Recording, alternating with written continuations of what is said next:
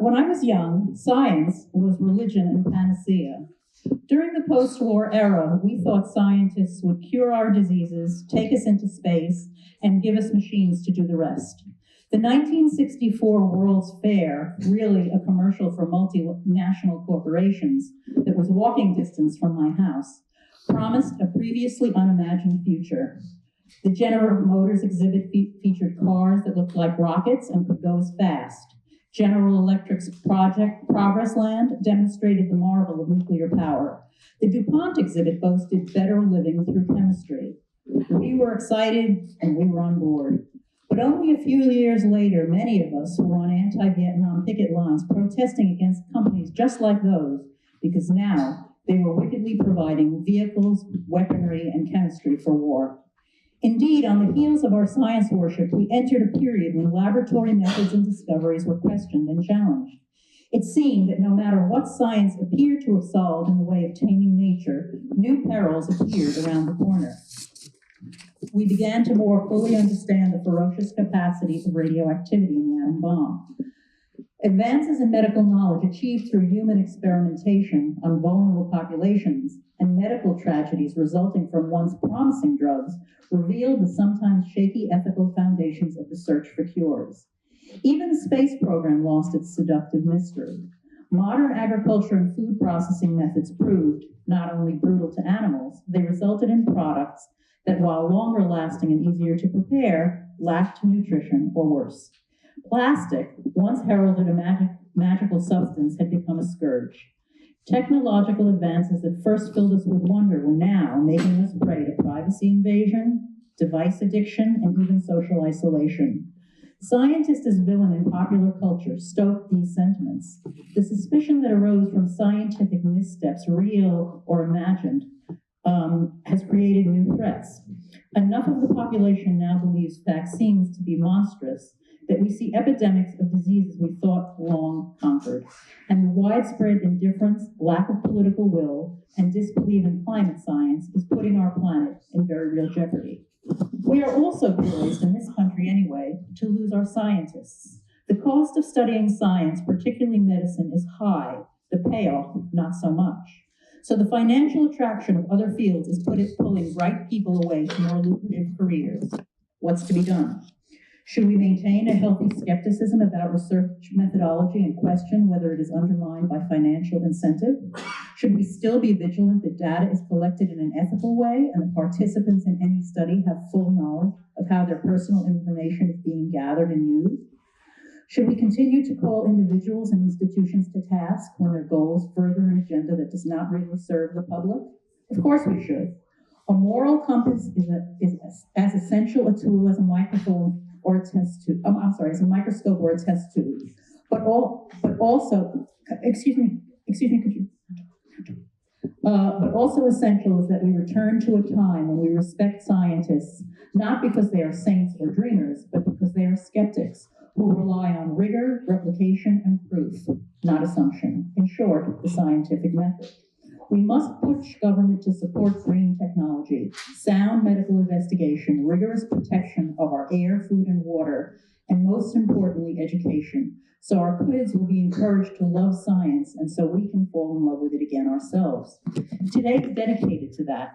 We aim to present where we are in terms of human health, species survival, and the state of the earth, and also learn where new work is going and future hope lies. And spoiler alert, it is with young people, and maybe even with Congress, where there are more new members who are scientists than ever before. So thanks for coming, and I hope you enjoy the day.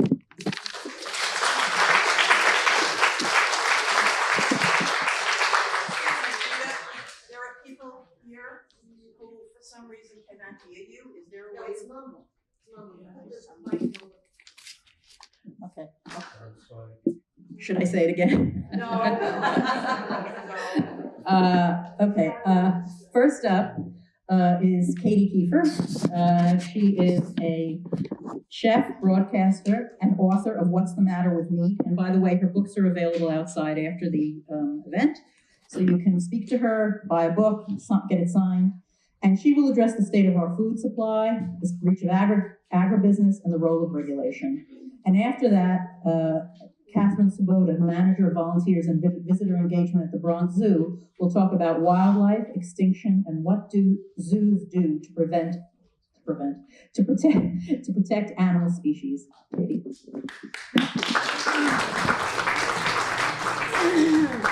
Thank you so much, Rita. So let's address the audio issue here. Can you guys hear me well now? Is everything good? So it's just a little closer? Ooh. Okay. Well, as Rita said, my name is Katie Kiefer. I have been involved in the food business my entire life, basically. I started working as a cook when I was in my early 20s, after I met Rita, actually. I've known Rita since I was 21, I think, right? 5 years. A mere 5-6 years, exactly. Who's counting? And though we lost touch for a long time, we found each other on Facebook, so there's a good reason to, do Facebook, right? I think that's how we reconnected.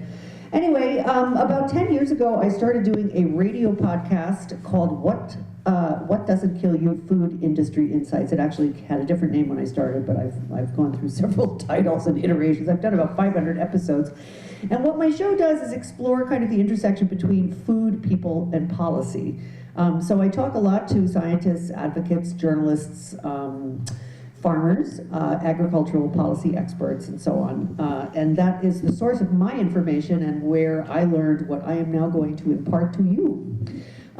So the challenge to this program for me was kind of like, how do you break down this unbelievably complex system into sort of digestible bites? Because to be honest with you, even after 10 years of studying hard, I still find the food system kind of hard to define and kind of hard to break down into all of its many components. It's not a simple system. In fact, the system we have here, I'm not even sure we can call it a system, except insofar as food gets from the farm to our plates, and that, but many things go wrong in between. So we were, I was asked to talk about the state of our food supply, which is plentiful, thank God, the reach of agribusiness, which is terrifying, unfortunately, and the role of regulation, which is practically non-existent. So, but what these three phrases actually have in common is that they all relate to our food system.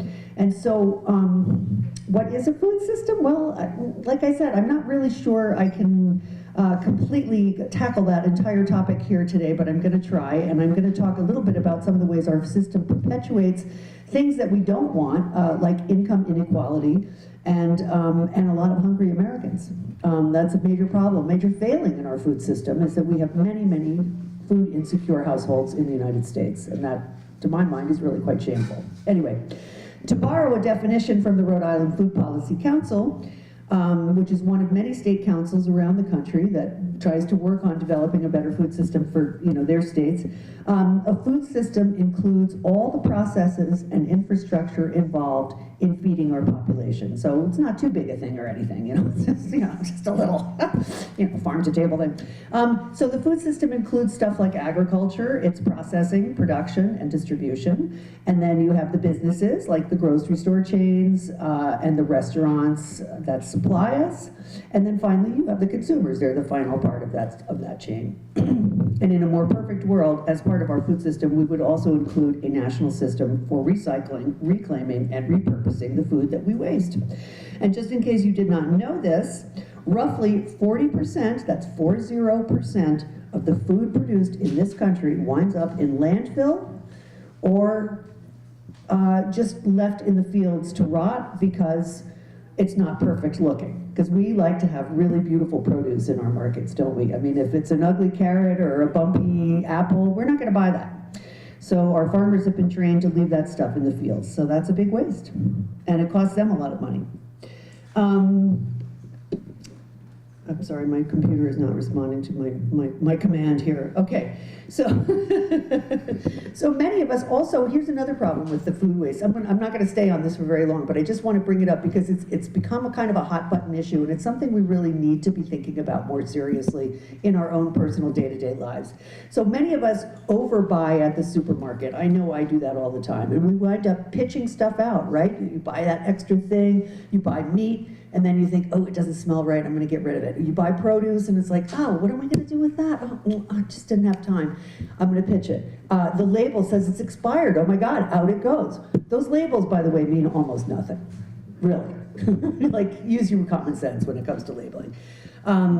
So, you know, most of us have had those science projects in the back of our refrigerator where we went to the grocery store and we spent, you know, $75 and we end up actually throwing out maybe $30 worth of food at the end of 10 days or 2 weeks. It happens all the time, and it's sort of forced me in trying to control that, and I cook a lot, and many other people do not, and I recognize that, but I cook a great deal. And so now when I go to the supermarket, if I don't know exactly what I'm gonna make with that exact thing that day or the next day, I'm not gonna buy it. I'm not gonna like speculate that maybe I'm gonna have time to, you know, suddenly prepare some lavish meal for my friends and family, you know.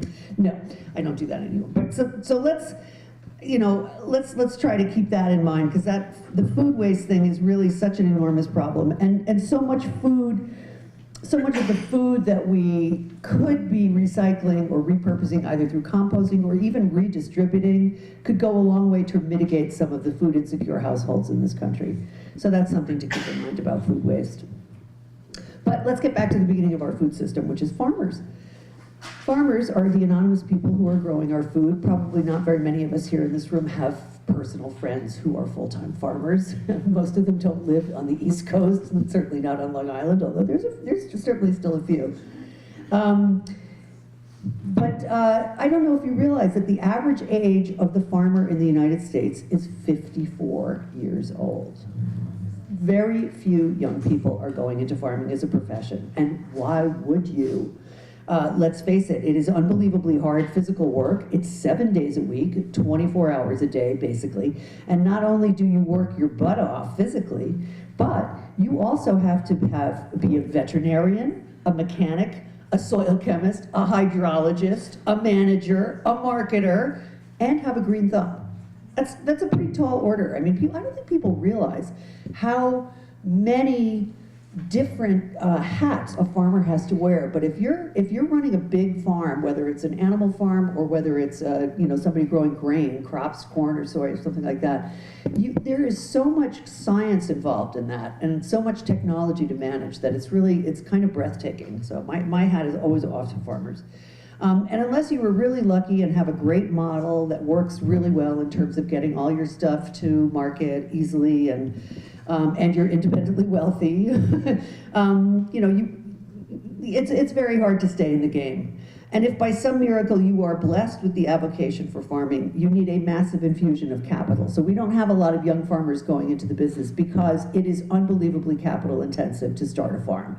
And there are a lot of different strategies that are being deployed now to try to get young people into farming, which involve older people, older farmers, being bought out by the state and guaranteeing that their land stays in agriculture instead of going into development. So they get the development price that they should get and deserve to get, but the land stays in agriculture. There's a lot of different strategies for that. Those are all to be applauded, and they are all to be supported by all of us, because without farmers, we don't have any food. We buy everything from another country, and I don't think we want that.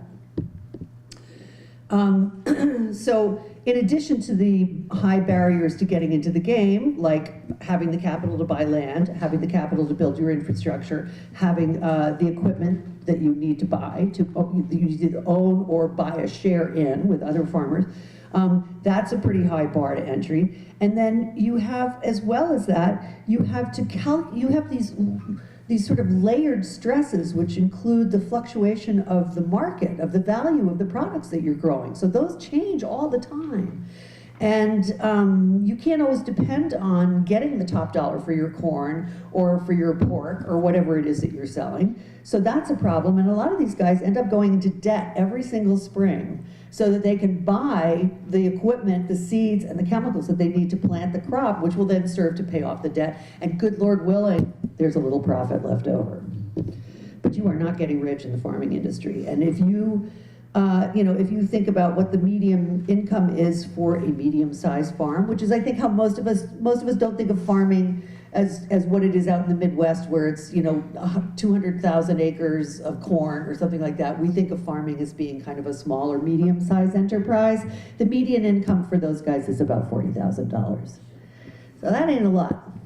You ain't getting rich in the farming community, that's for sure. And one of the reasons that that figure is so low is because a lot of the prices have contracted in the last 50 years, and that goes to sort of my next big point, which is the globalization and consolidation of agribusinesses in this country.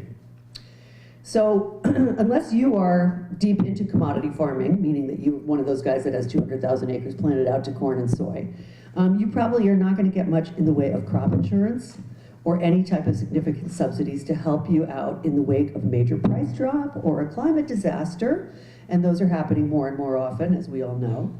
And as voters, we often hear about the Farm Bill, which is how your tax dollars are supposed to help our farmers supply us.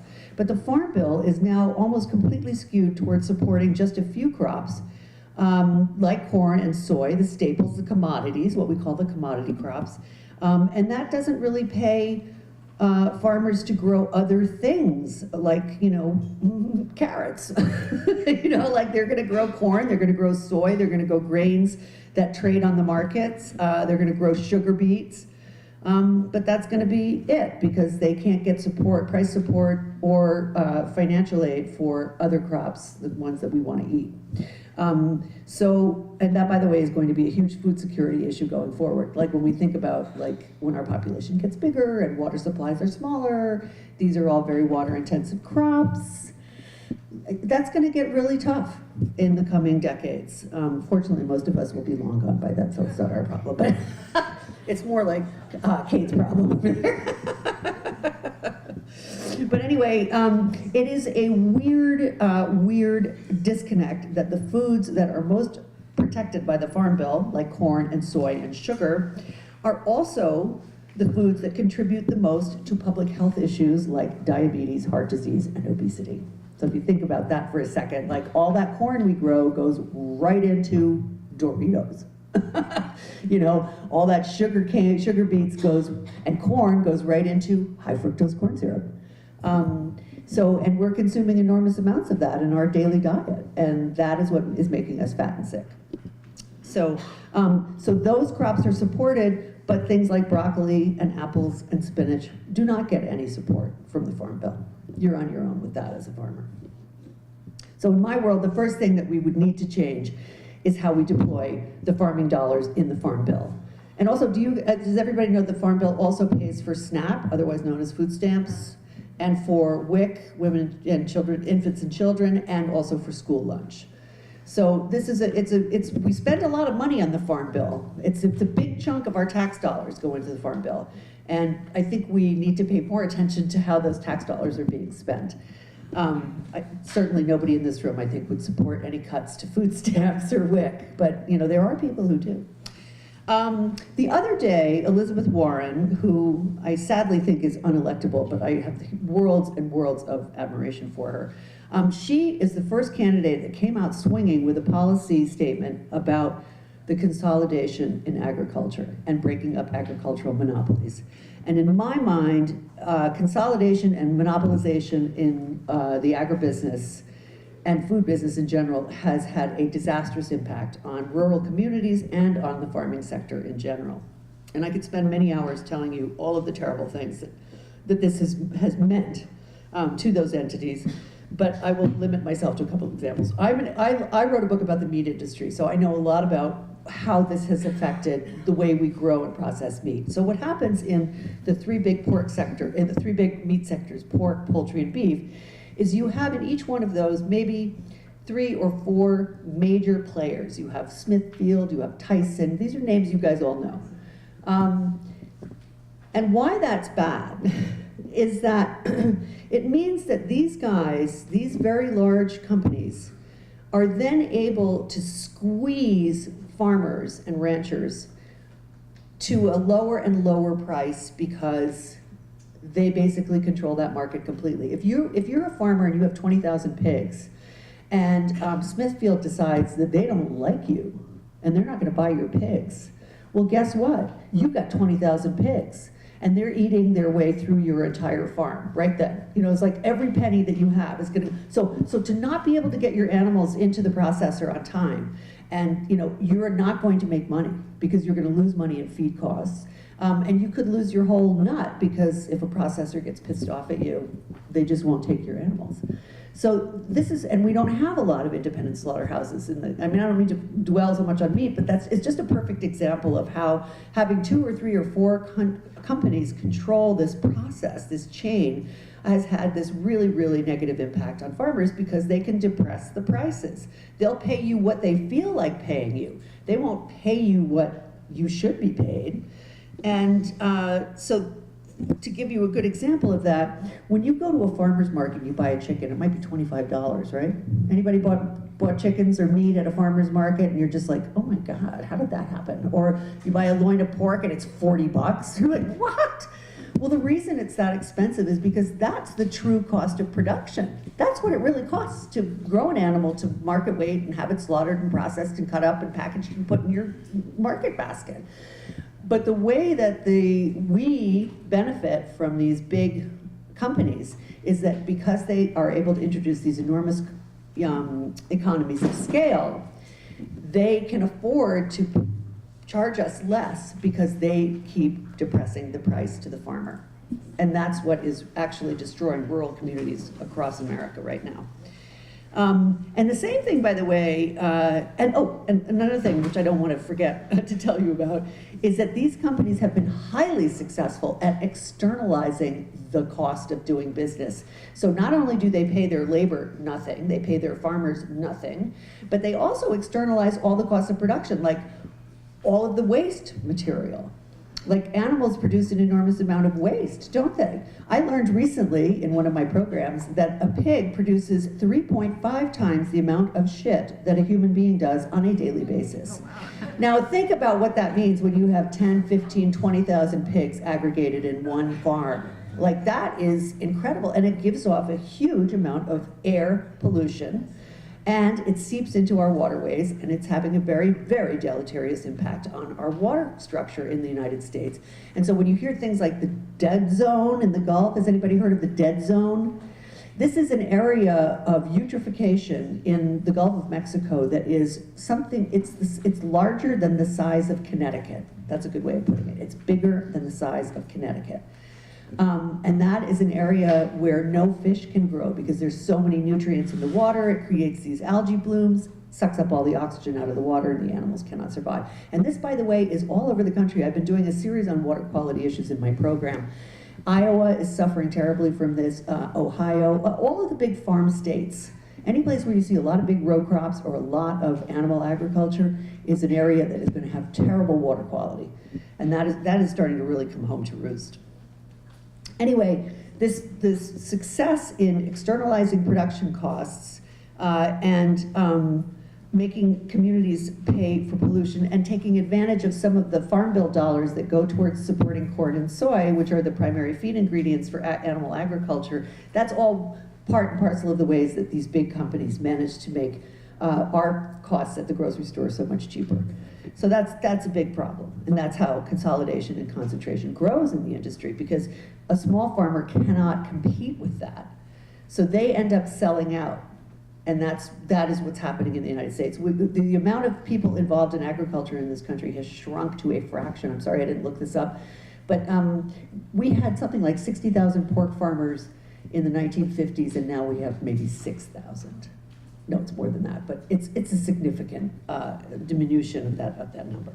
And the same thing, by the way, is happening in family dairy farms in the United States, because the cost of milk, again, dairy farmers are stuck with these big co-ops or these big aggregator buyers, right?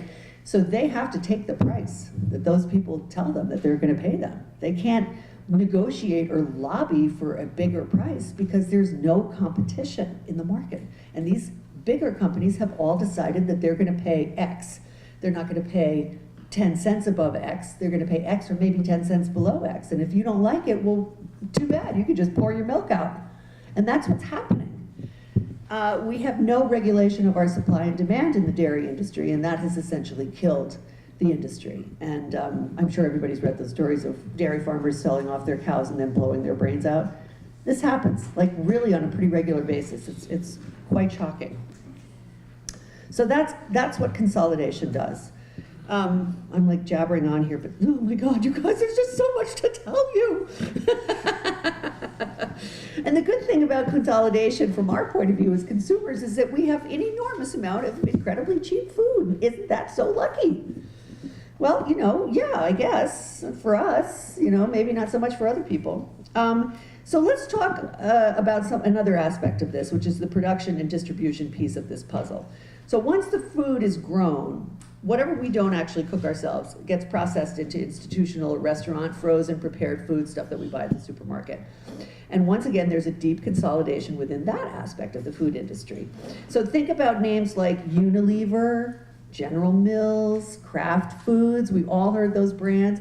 If you look at their websites, you'll see how many other brands they own and control. Smithfield, for example, has like 10 different pork brands. Hillshire Farms, you know, what is the sausage, Johnny something sausage? I mean, yeah, Jimmy Dean, all of that stuff. These are all frequently, one big company like Unilever will own maybe 20, 25, 30 brands. So that means that our entire food supply is being controlled by a handful of companies. That ain't cool, people. Like, that's not right. That's where you get into price fixing, and it also leads to a lack of choice in the marketplace. Like when I traveled abroad, you'll see, I remember being astonished in Australia, they had over a dozen types of potatoes in the market. They have a big open market. And they had like 10, 12 different types of potatoes. And I'm like, why don't we have that? Well, the reason is that 10, you know, only 4 out of 10 are actually profitable for these big companies. So that's what we get. And so when you think about what you want to choose in the market, you have to remember that your choices are being dictated by a handful of companies. They're not being dictated by your choices. So that's kind of a sobering thought, in my opinion. And you know, you might say to yourself, well, why shouldn't they make a maximum profit? And why do we need a dozen varieties of that plant? I don't know. You know, who cares if there are 12 different kinds of potatoes? But you know, in our system, it's like profit is trumping choice, and I don't think that's the system I want, you know? And nobody asked me if that was the system I want, more importantly. This was a system that's been imposed on us because we haven't been paying attention. When you travel to other countries, you don't have that same feeling that somebody else is literally got you by the scruff of the neck and saying, you're gonna buy this product, and this product. You think you have a lot of choice? You don't. Those products are being produced by, like I said, a handful of companies, and they're using a handful of products. And that is what I sort of think about as monocropping. And monocropping is really not healthy. So when I think about monocropping, whether it's fruits, vegetables, grains, or animals, it presents a series of predictable problems, which I'm going to unpack for you in a second, including choice, but it also fails to guarantee food security and a good environmental outcome. Because when you monocrop soy and corn, for example, which are 2 of our biggest crops in this country, which we export all over the world, you are basically depleting the soils to the extent that what was once the most fertile land, probably in the world, which is our grain belt, is now struggling to maintain fertility. We pump ever more agrochemicals into it to boost that fertility so we can still get that 153 bushels of corn an acre instead of the 93 bushels of corn an acre that we got back in the 80s. You know what I mean? It's like we are pushing the land beyond the point of return. Soil is a really precious commodity, and we are treating it like it's worthless. So that's, to my mind, that's a huge food security issue going forward. So that's one thing. And by the way, it also makes us vulnerable to problems like when, everybody's heard of the Irish potato famine. They only planted one type of potatoes, they got a blight, all the potatoes died, and everybody starved. This is also something that happens with monocropping. So like, we have one particular breed of chicken that we, raise almost exclusively in this country. When that chicken gets the avian flu, if there's an avian flu going around that is, meshes perfectly with the genetic package of that chicken, that's going to wipe out that whole poultry supply. Now, we had that a few years ago. It wasn't very well documented in the newspapers, but the reality is that they had to slaughter, or, between slaughtering and just natural death from avian flu, it was literally in the billions of birds. I mean, that's a problem in itself. So these are the choices that are dictated by big food, companies, and I don't like being told what to eat all that much. Then there's the role of regulation. So you'd think that regulation would play a major role in our food system, and it certainly should be playing that role, especially when it comes to companies buying other companies and monopolizing certain aspects of the food system. So consider for just a second the monopolies that have been in the news quite a bit lately, represented by Bayer, Monsanto, just merged. Remember that? Dow, DuPont, Pioneer, merged. Syngenta and ChemChina merged. These are the three biggest agribusiness companies in the world, and this is where farmers can get their seeds and agrochemicals. So what does that mean? It means that they control what kind of seeds, how much they cost, what kind of chemicals we're using on our fields, and nobody else has a chance to get into that market because they have a grip on it.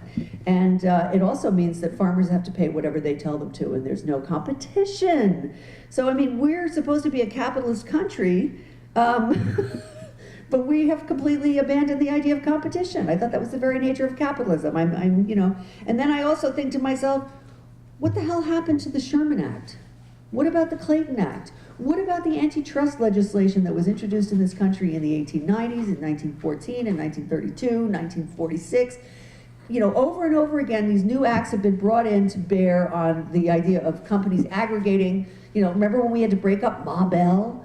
Remember that was a big thing? We don't break them up anymore. We just let them do whatever they want. I think I put this all on the necks of Ronald Reagan and Mrs. Margaret Thatcher, but that's my personal opinion. So that's one aspect of lack of regulation. And then the other one is how, because of the consolidation in these companies, they price fix. We have we have laws about price fixing. You're not supposed to do that. But they do it. And they can do it because there's only 4 of them. So, for instance, last year in the poultry industry, there are 4 big players in poultry. The Grocery Manufacturers Association, which is a very powerful trade lobby group, brought a suit against the poultry industry because they said they were price fixing. And it turned out that the poultry industry had decided that not only would they pay their farmers less money per bird, but they would also upcharge the grocery people. So in the end, they were pocketing a really significant difference in what they were paying to their farmers for raising their birds and what we, the consumers, were ending up having to pay in the grocery stores. And so there is an ongoing class action suit about that. And it's worth looking it up. It's kind of an interesting story. And it's a really good example of how we have let industry really run roughshod over the food system. Because big industry hates regulation, right? That's why Republicans hate regulations, because they consider it a drag on the economy and it's a drag on profit. So when you regulate things like pollution or pricing or consolidation, you're going to cost some of these guys some money, and they might have to install some infrastructure that mitigates the pollution they're pumping out as a byproduct of whatever they're making. Agribusinesses would be responsible for cleaning up the water pollution from fertilizer or manure or herbicides that is responsible for the dead zone and for all the other water quality disasters that are going on around this country. Regulations might demand higher food safety standards or, God forbid, protect worker safety. or the environment, or even consumers. Oh my God, no, we can't do that. That's not possible because we must make money. It's all about the profit. We're a very profit, money-driven society. So many regulations have been stranded, unenforced, and others have just been, struck down. And it's, we can see, I know we've all kept up with what the grifter in chief has been doing in terms of Barack Obama's regulations, against the banking industry and, all of those hard-fought battles. The banking industry, regulating these banks and these financial people, the idea that they should not be so strictly supervised after the crash in 2008, it just blows my mind. It's like, how dare they, in such a short space of time, figure out how to bamboozle us again and make sure that our elected officials, get paid by being reelected. So we really need to make sure that regulations are enforced. We need to vote in politicians who will enforce those regulations. Like I said, I love Elizabeth Warren. I don't think she could be electable, but I'd love to see her in the cabinet. Wouldn't you? Wouldn't you love to see her Secretary of the Treasury or in charge of the SEC or something like that? Oh my God, she'd be fantastic. So now I want to talk about the one last thing. Do I have to wrap it up? Yeah, I'm sorry. Okay, so I'm almost done. I'm sorry. I want to talk about food insecurity, because I mentioned that at the beginning of this presentation. We have over 40 million people in this country are food insecure. Actually, it's slightly less, but I have actually looked up the number. 38,218,979 people are receiving supplemental nutritious assistance benefits, food stamps, SNAP. That's an incredible number for a rich nation like ours. And in 2017, 21.6 million Americans worked in the food industry from farm to table. So guess who is paid the lowest wage in the United States? Food workers. Guess who have no protections from exploitative labor practices, worker safety issues, paid leave, or medical insurance? Yes, it's food workers. I think it is safe to say that a disproportionate number of the American households who qualify for federal nutritional assistance are probably working in the food industry, either as a picker, a processor, somebody from the field to the slaughterhouse to the, processing, manufacturing, et cetera. These people are not well paid. So in the cause of cheap food for all, we have made working in food economically disastrous. And it's not as simple as raising the minimum wage to at least $15 an hour, although that would be a big help. We need some fundamental changes in this system that will ensure our food security as we move into a very uncertain future. So in my opinion, breaking up the big food monopolies is the very first step, bringing competition back into the game. If we remain a capitalist society, then we have to play by those rules, and that means competition in the marketplace. We need to change the format of how we address farmers in the Farm Bill, as I mentioned earlier. Reward environmental stewardship, which isn't happening now, and crop diversity, again, not really happening. Address the problems in the farm community with regard to access to land. That means new farmers coming in. Give farmers incentives to retool for 21st century challenges and guarantee some basic financial support structure to carry them through market downturns and climate change challenges. Canada's dairy business is thriving. Why? They have a guaranteed price point. We could do that, but we don't. Provide public education around food and nutrition that addresses public health issues such as obesity, diabetes, and heart disease. Incentivize and reward the food industry for making healthier foods, cut sugar and salt down. Some of them are already doing it, not enough has been done. And tax the hell out of junk food and soda. We are paying the back end of those costs. We are paying for people's medical care because they are making themselves sick by eating these empty calories, which I'm not faulting people for eating them, and a lot of times that's all you can afford. But the reality is this should be taxed, and it should go to pay for the problems that are accrued by bad diet. We tax alcohol and cigarettes, right? We tax alcohol, we're gonna tax pot, so why can't we tax junk food? And then tie public health to agricultural policies.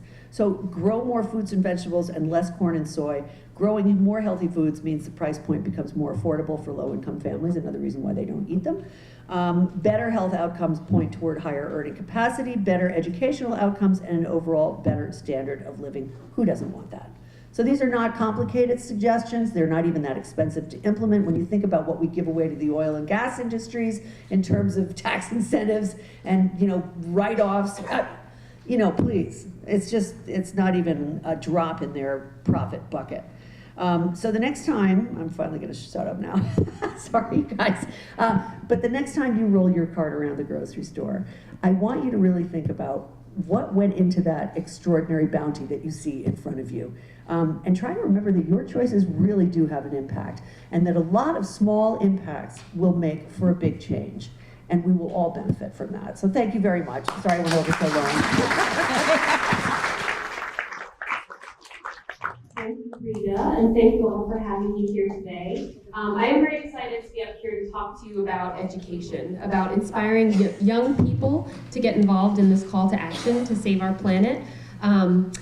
I'm so happy to be here, and thank you, Sandy Salat, for the invitation to join you all. Quite honestly, I feel silly. I feel like Sandy should be up here speaking in my stead. She's been a docent at the Bronx Zoo for almost 25 years, giving over 3,000 hours of service to our organization. I'm really so fortunate to work with people like Sandy to advance the mission of the Bronx Zoo and the Wildlife Conservation Society. So thank you for having me here today. So what do I do at the Bronx Zoo? Well, at the Bronx Zoo, I'm the manager of volunteers and visitor engagement, so I really have such a fabulous job. I get to work with almost 200 adult volunteers, and during the summertime, almost 150 young volunteers between the ages of 14 and 22. And our primary role is educating the public, educating people about wildlife and conservation and inspiring them to value nature.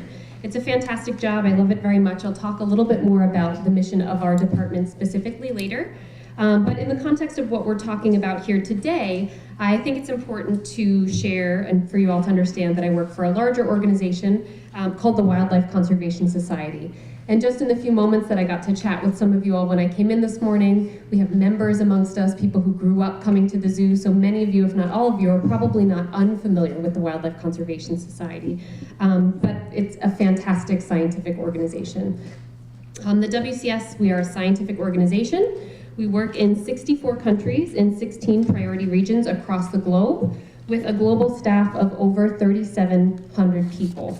So we are an organization, a conservation organization with many, many boots on the ground, in fact, more so than any other conservation organization. So the WWF or any other large conservation organization, we have the most boots on the ground globally, which I'm honored to be a part of that organization.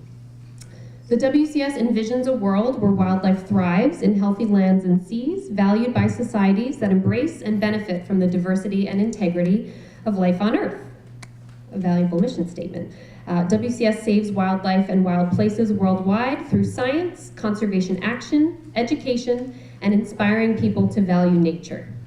So the Bronx Zoo is just one of 5 zoological parks operated by the WCS. I could ask if anybody could name all 5, but I'll share them with you. Those members probably could. There's the Queen Zoo in Flushing, Queens, the Central Park Zoo in Manhattan, the New York Aquarium in Coney Island, Brooklyn, and the Prospect Park Zoo in Brooklyn as well. So collectively, these parks reach over 4 million visitors annually. So this generates about 20% of the organization's total revenue, and of that, almost half goes back to the global efforts to save wildlife and wild places. So our visitorship is really a driving force between this global work that our organization is doing. So as the manager of volunteers and visitor engagement at the zoo, I work 9 to 5, trying my best to chip away at that last piece of the mission statement I read you a few moments ago. WCS saves wildlife and wild places through education and inspiring people to value nature. Inspiring people to value nature. There's so much important work that is to be done in the field of wildlife conservation. This is a very well-informed audience. I don't need to tell you that you open any newspaper and that's very plain to see. So in preparation for this event just last night, I jumped on the front page of the New York Times, Science Times, and I looked back at a few headlines related to wildlife, and it's pretty disturbing, some of the headlines that you'll see. For example, the plague, killing frogs everywhere, is far worse than scientists thought. As China pushes traditional medicine globally, illegal wildlife trade flourishes. Dead whale found in the Philippines with 88 pounds of plastic inside its body. So there are challenges ravaging this planet, and unfortunately, we're all here today because headlines like these, they disturb us, they anger us, and they call us to action. So it's my hope and my job at the Bronx Zoo to reach people in their formative years, to inspire them to value animals and nature, to inspire the next generation of conservation advocates. That's our mission statement at the Education Department at the Bronx Zoo. We as a department want to inspire a diverse and inclusive movement, the next generation of conservation advocates. I work closely with people like Sandy to create experiences for young people that hopefully impact the trajectory of their personal, academic, and/or professional lives, to create moments of wonder that spark a love for and curiosity about wildlife and nature, which hopefully will lead them to the pursuit of a life that takes the well-being of the planet into consideration at every turn. A quote that can be seen in a few places in our park sums this up pretty well. It used to be actually graffiti. There was this beautiful mural on the underpass as you were entering the Bronx Zoo near the Bronx River. It was really beautiful piece of graffiti art that unfortunately just got covered over. But you can also see this quote at the conclusion of Jungle World, my favorite exhibit at the zoo. And it's a quote by a renowned conservationist from Senegal, Baba Dairam. In the end, we will conserve only what we love, we will love only what we understand, and we will understand only what we are taught. So conservation education is really at the forefront of this movement. So just a little bit of my story to kind of weave into this here. I didn't always think that my place in this field was through education. In college, I was studying journalism, hoping to be a science writer one day, and I really thought that my role would be kind of in the trenches and in the Amazon doing investigative reporting on deforestation. I thought that that was where I would find myself fighting this good fight. Then I traveled to Madagascar and I spent several months collecting lemur poop in the rainforests of the eastern part of that island, and I thought, okay, maybe I'll be a parasitologist. Maybe by looking for parasites in lemurs and kind of connecting that to climate change, I'll be able to really make an impact in this field. But as I came home and I started to kind of move through my career, I needed a job, I needed to pay for all of these wonderful experiences I was afforded in my formative years. I started off as an educator with the Wildlife Conservation Society at the Prospect Park Zoo.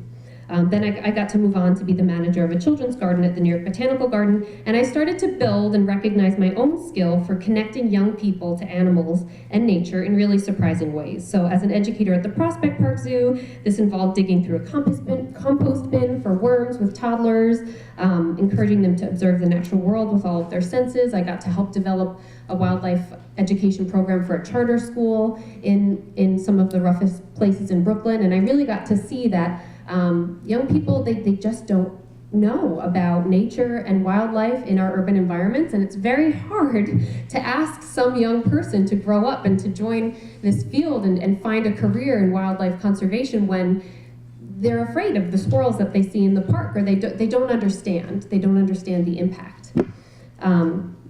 So then I started as an educator, and then I moved on to be the manager of the children's garden at the New York Botanical Garden. And here I got to do some interesting work in designing some exhibits at the Children's Garden and executing programming that was solely devoted to nature play. This is kind of a trendy term in conservation education, so I'm sure many of you, nature play is inherent. You play in nature. That's a thing that you need to spend millions of dollars to design exhibits at a botanical garden, but it is. It's something that many organizations in New York City are working towards, designing these safe spaces in nature for young children from urban environments to be able to interact with the world around them. So at the Botanical Garden, I got to design some of these exhibits and design some programming related to nature play. And it's during this time that I started to really educate myself and learn about nature deficit disorder. Has anyone heard of the term nature deficit disorder?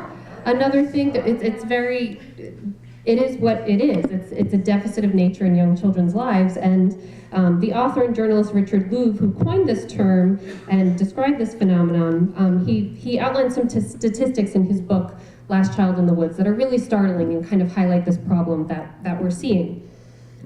So in a recent survey of about 800 mothers who grew up at the beginning of in the 2000s, they were asked how much time they spent in nature as children. And more than 3/4, about 78% of the mothers said that they were outdoors every day, Monday through Sunday. And I'll ask you all, growing up as a young child, who was outside every day, Monday through Sunday? All right, so 75% of hands, I would say, just went up in the room. So you play outside. That's what you do as a kid, right? And that's what these mothers stated that they did. But when asked the same question about their own children, Only 26% said that their children spend time outside every day. So when asked why their children weren't enjoying the outdoors as often, respondents said that safety, injury, and fear of crime were reasons why they restricted them from outdoor play. In addition to the loss of importance that parents are putting on outdoor play, the loss of natural surroundings in a child's neighborhood and in cities over the years obviously contributes to a lack of time in nature. Many parks and nature preserves have restricted access and do not walk off the trail signs, so it's kind of a look, don't touch in nature policy that's popping up in many places. And as I'm sure I don't have to tell you all, there's a growing demand for children's attention in other areas that involve indoor play. So with an increased draw to spend more time inside, the average American child is spending about 44 hours a week with electronic media. And that's a dated statistic with the advent of Netflix and iPads and iPhones. This is an ever-increasing problem. Kids are spending so much time on their screens. So what is this nature deficit doing? Attention disorders and depression are cited to correlate with this problem. They're starting to develop more in children. We see it in younger and younger ages. Kids who don't get nature time seem more prone to anxiety, depression, and attention deficit problems.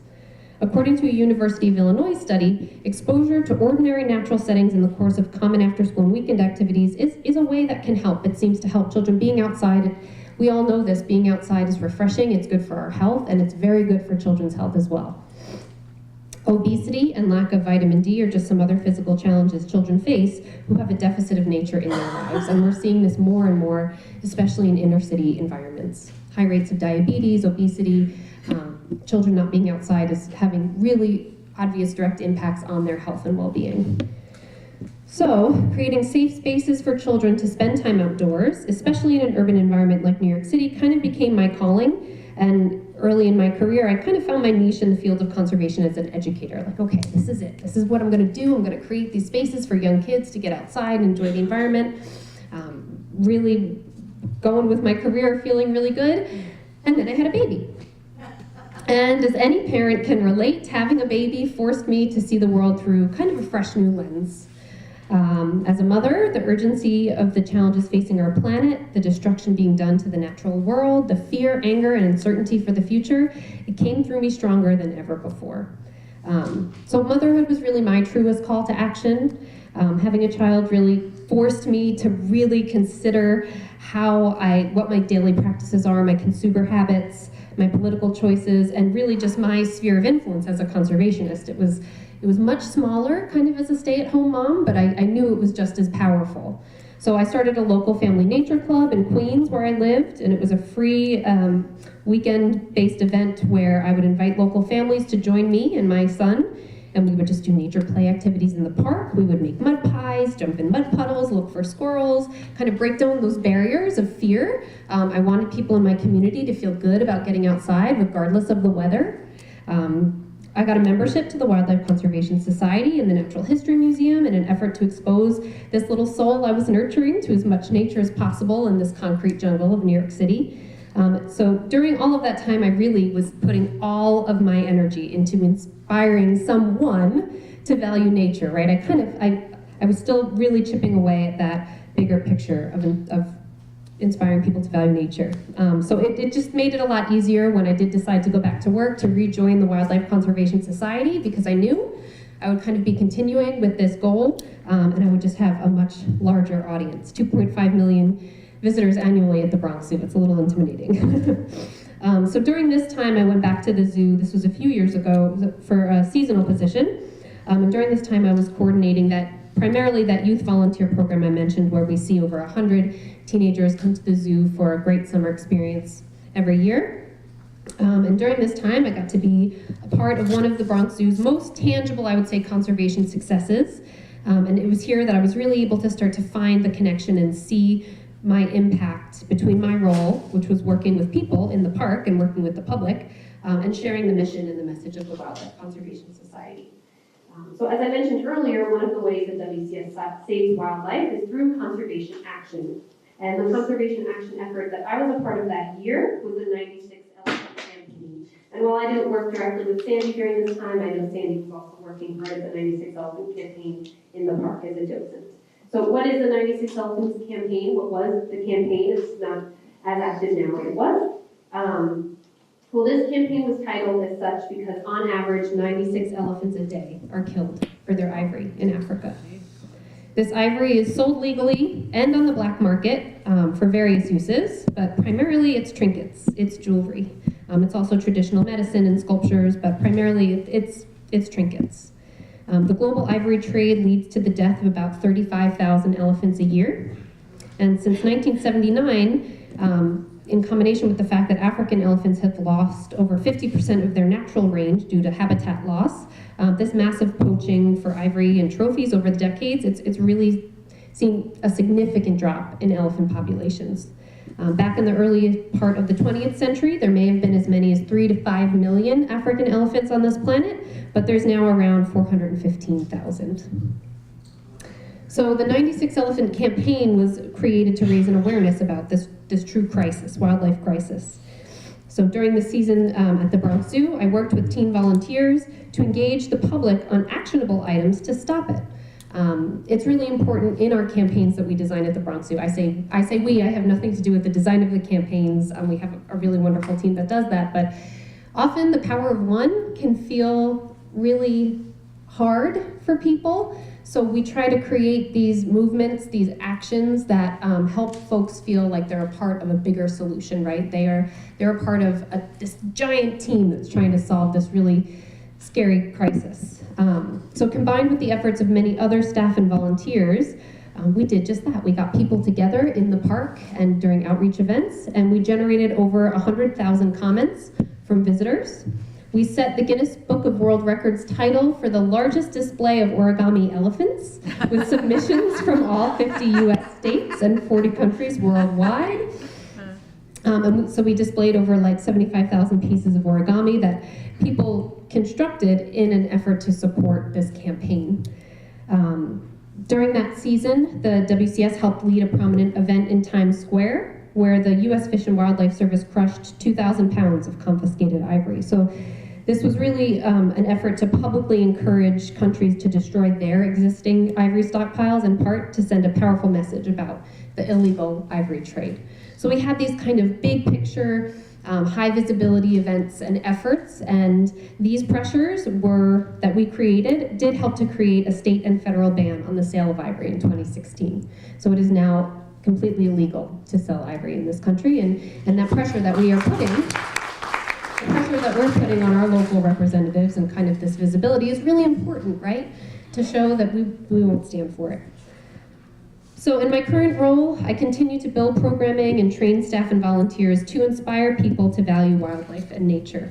Through this programming, we're excited to share the success stories from the zoo to build the next generation of conservation advocates and help young people find their niche in this field. Just this month, I finished writing an activity with my colleague. We're very excited about it. Visitors who come to the park are going to be able to participate in this free activity. It's part of our Zoo Quests program, where kids can come in and kind of learn a little bit more about what it means to be a scientist or to work at a zoo or in a conservation organization. So in this activity, we're recreating a WCS field station in Tanzania. So it's a global organization, but oftentimes people come to the zoo and I just want to see some animals and have a snow cone and head home. So it's important that during these activities we educate people on the fact that your ticket actually helped this project in Tanzania, where we're doing this groundbreaking research and saving wildlife and wild places. So we're going to be recreating this field station in Tanzania, where visitors can pretend to be scientists, counting the Kihansi spray toads at our site. So this is a really wonderful story, and if anybody has seen the zoo on Animal Planet, you may have heard this story before. But the Kihansi spray toad was actually declared extinct in the wild at the beginning of this century because they constructed a dam, and it destroyed the only natural habitat that these animals exist in. So they're called spray toads because the only place that this animal naturally occurs is in this kind of wetland habitat that is a spray zone that is created by this giant waterfall in Tanzania. So when they constructed the dam, that habitat, this kind of like microclimate, ceased to exist, and these toads went extinct in the wild.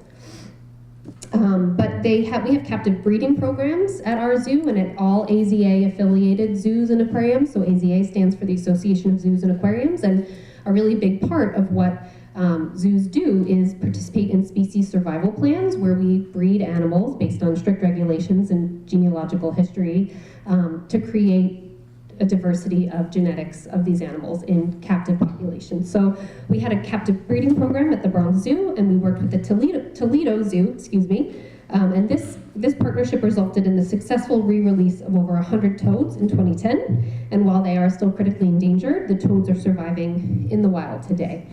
So our hope is that with this fun educational activity, we're introducing people to this idea that, yes, you're at the zoo, you can go see the toads in the reptile house, but did you know that the work that the zoo is doing is actually bringing animals back from extinction in the wild and helping them to survive and thrive. So in addition to that, I'm very excited to engage our young people, to engage the public in our current campaign at the zoo. Give a Sip is our campaign to reduce plastic waste in New York City, in the New York area. So we are, at the Bronx Zoo, we've ditched plastic lids and plastic straws at all of our restaurants, and we are hoping to engage the public with a pledge to just ditch plastic straws. That's just one simple step that people can take. It seems like it's just a straw, but I read the statistics somewhere, and again, I apologize for not being more well prepared, but I believe that the number of straws that humans use in a given day is enough to wrap around the entire world twice. So buy our So buy reusable straws today.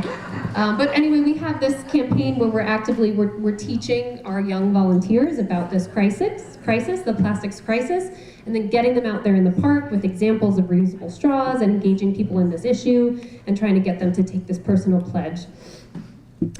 Almost done, I promise. So really quickly, we're engaging people about these really big issues. And just last week, while I was really saddened to read a headline about the high rates of asthma of children in the South Bronx, I was reading this article, and of course you get that sinking feeling in your stomach, not feeling good about it, but then I was really humbled to keep reading and learned the lead researcher on the project, who was kind of tying these high rates of air pollution to these cases of asthma, she was a graduate of one of the Bronx Zoo's youth education programs. And she actually, in the article, cited the program that she did as the impetus for her study and her interest in the important issue. So we're all part of important conservation action here today. You've all shown up. You're here to meet your peers, new and old, to learn more about the challenges that our planet faces and what scientific organizations are doing to help and what you can do to help. So I would just invite you all to consider community-based organizations like the Bronx Zoo, your local Audubon, nature centers, as really beacons for conservation and for building this movement of conservation advocates. Certainly, if you have young people in your lives that you're looking to engage in these issues, send them to me. We are hiring, we're recruiting our volunteers now, young and old. I know Sandy's really excited to potentially get some new docents out of this interaction today, so please, we would encourage you to get involved. Thank you for having me, and I'd be happy to answer questions about what our education department does. So just quickly, perfect segue, we are selling metal straws outside. It's one of the things that we're selling here, so it all kind of ties in. So please, you have a few minutes to ask these two women questions, not for too long. We'll take a little break for coffee and cookies, short, like 5 minutes, and then we'll come back with Dr. Massey. But please, yes. Two comments or questions, one for each speaker. One of the real crimes of consolidation of food business is cruelty to animals. In New York, there's been an effort for 2 years to stop the crating of pigs. In 9 other states, there's legislation preventing it, but the bigger your agribusiness, the more you have to be efficient. Pigs have the intelligence of a 7-year-old. They foresee pain. They are kept in crates in which they cannot move. How can you help? Please tell your legislator you are in favor of anti-crate legislation in New York State. We've been working 2 years to get that done. The other thing I want to say to you, I'm so thankful. The zoo is such a great place. Every hour, right now on the earth, another living thing becomes extinct. More living things have become extinct since the year 1900 than the whole history of the earth beforehand, including the dinosaurs. So it is very important that we educate our young people to appreciate nature and the world around them. I'm a zoologist, so I'm sorry to bust in, but animals are my life, and we've got to change that tide. So thank you very much. Yes. Why can't they change the rules as far as the size of the megaphone? In other words, I think what they're doing is they're closing up the amount of land that a regular farmer wants to use. So by reducing the size of the megafarms, they could do something about that. Well, we don't really, there are some legislative curbs to how big an animal agricultural facility, a concentrated animal feeding operation, which is what I think you're referring to. There are curbs to the size because they have to be issued a permit in terms of how they mitigate their waste. So there are some permits, but believe me, most of the states where the majority of animal agriculture goes on, which would be like, say, North Carolina, Iowa, are our two biggest hog and chicken producing states. You know, the agribusinesses have essentially bought the politicians, and it's hard to claw that back. You can make those regulations about how big they can get, but they'll just buy another farm down the road and, you know, install 2,500 pigs in that instead of 26, which would lead them to a different type of farm. Do you see what I mean? So it's really, America is built on free enterprise. People are supposed to be allowed to do whatever they want, especially in the agricultural community. As I mentioned before, Earl Butz said, you know, get big or get out, and that's what's happened. So until we return farming to a more human scale activity, I don't think we're going to see an end to these big aggregations of either, you know, monocropping like corn, soy, or sugar beets, or animal agriculture. I mean, you can do it locally. In states, they do it. They have moratoriums. I'm sorry, but it's pretty tough. It's a pretty tough road to. Yes, in the front. Great. I often feel personally that the price of meat in the supermarket is very low, and Yes. as a result, the animals are not being cared for properly. They're being treated horrifically to keep the cost down. But you raise the price of meat, and then you have the other argument against it. Well, then you put a lot of hardship on people that can't afford food. Yes. How do you see that we could get that balance? So this question was just about if you treat animals better and you were more responsible, the price will go up. And what do you... That's actually a more complicated question than you might think. First, let me disabuse you of some ideas here. You know, the animals, the system that we have is definitely not designed for animals' comfort.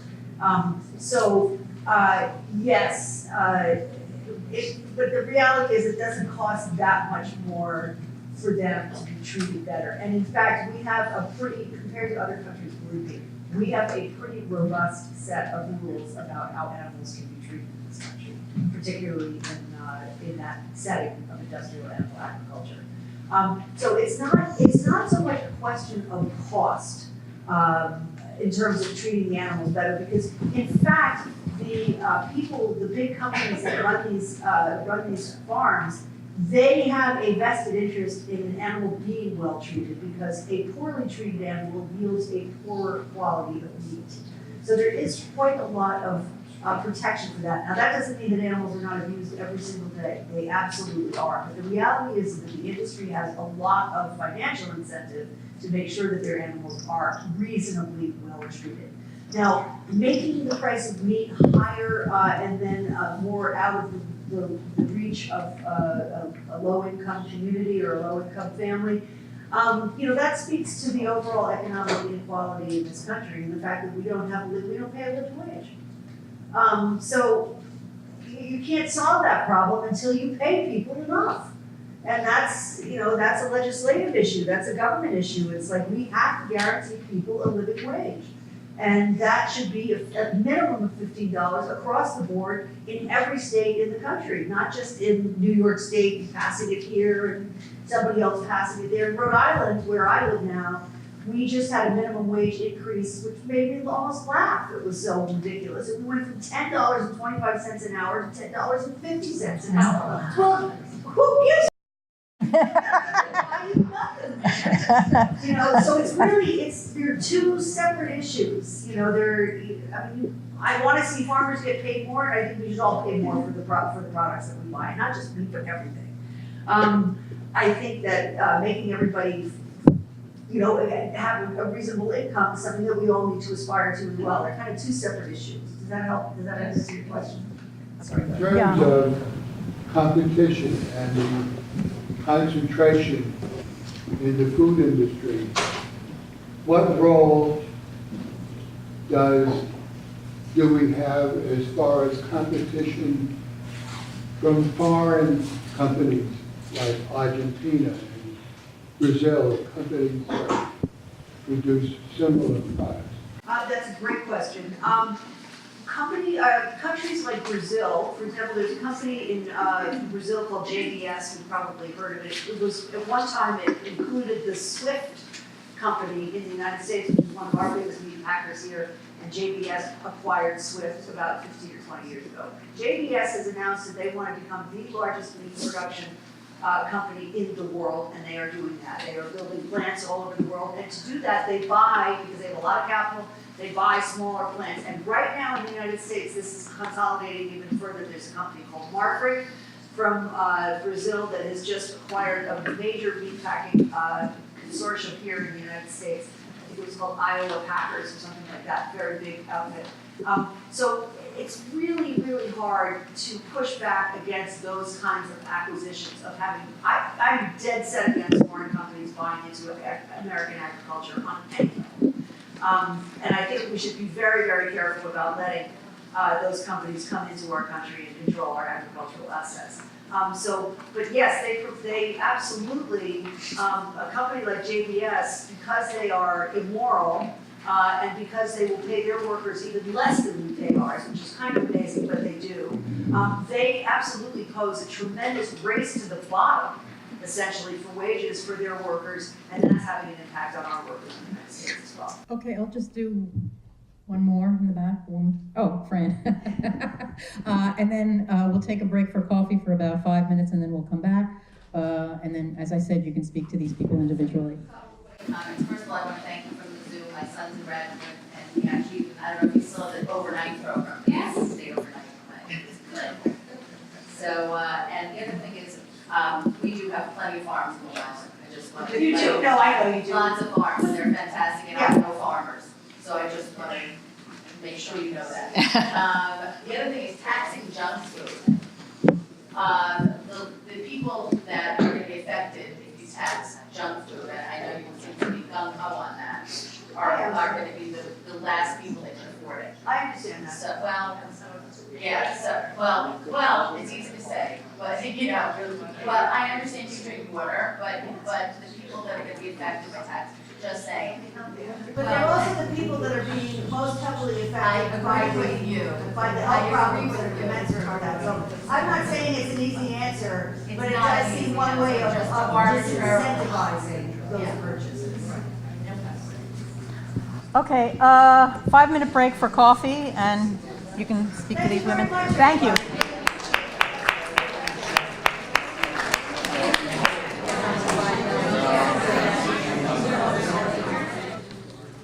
There were a bunch of things that were very challenging in putting this together, but the most challenging thing I had to do was to edit Dr. Joseph Massey's resume.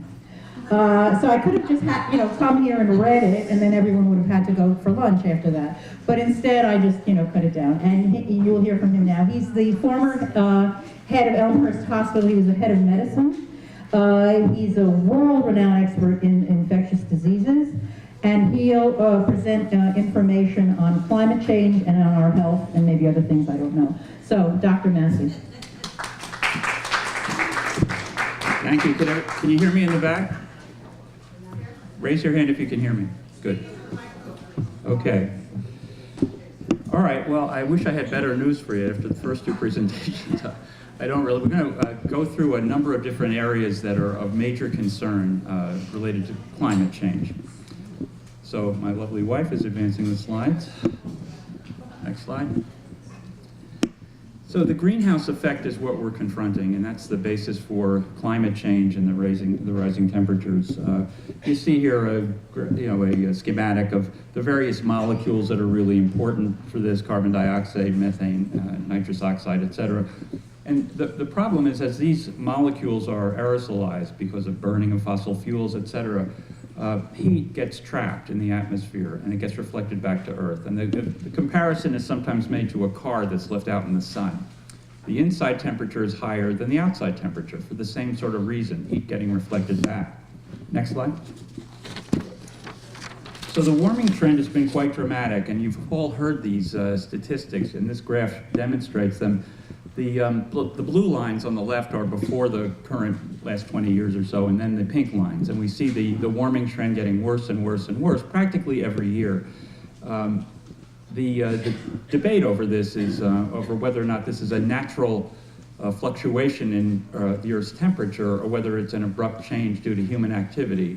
There's not much of a doubt that this is an abrupt change due to human activity. There have been 3 national reports and 1 international report, all in the last 2 years, demonstrating this in a variety of ways. So the politics get in the way of this, but this is clearly the result of human activity, this recent change in temperature. Next slide, please. And human activity is the driver. Solar activity does not account for anything. Substantial volcanic activity actually is less than it had been in prior times when this was studied. So human activity in a variety of ways, primarily the burning of fossil fuels, is what's causing this. Next slide.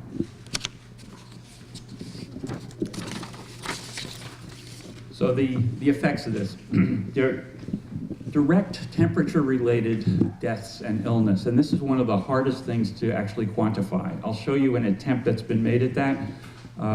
Then there are the air quality impacts of this, the extreme events, the hurricanes that have gotten worse and worse in the Caribbean and the Pacific, vector-borne infectious diseases that we're going to spend a little time on, water-related illness, food safety and nutrition, and one category that's not really focused on very much is the mental health and well-being effects of all of this. And they are liable to get worse and worse and worse going forward, increase in suicide rates, et cetera, largely because of these environmental changes that are anticipated and are happening already. Next slide. So this is the one that's a little hard to quantify. The effects on general health. Between 2030 and 2050, it's anticipated there'll be about 250,000 additional deaths from this. Now that is not deaths from specific diseases that can be counted very easily. This is a general trend in death rates that are anticipated to go up for a variety of different reasons as global warming continues to rise. Next slide, please. So let's talk first about the impact of climate change on infectious diseases. That's the mosquito that spread Zika. There are vector-borne, waterborne, foodborne, and drought-related infectious diseases. Can I have the next slide? So vector-borne diseases, these are primarily caused by mosquitoes, but also by other vectors like the Ixodes tick that spreads Lyme disease.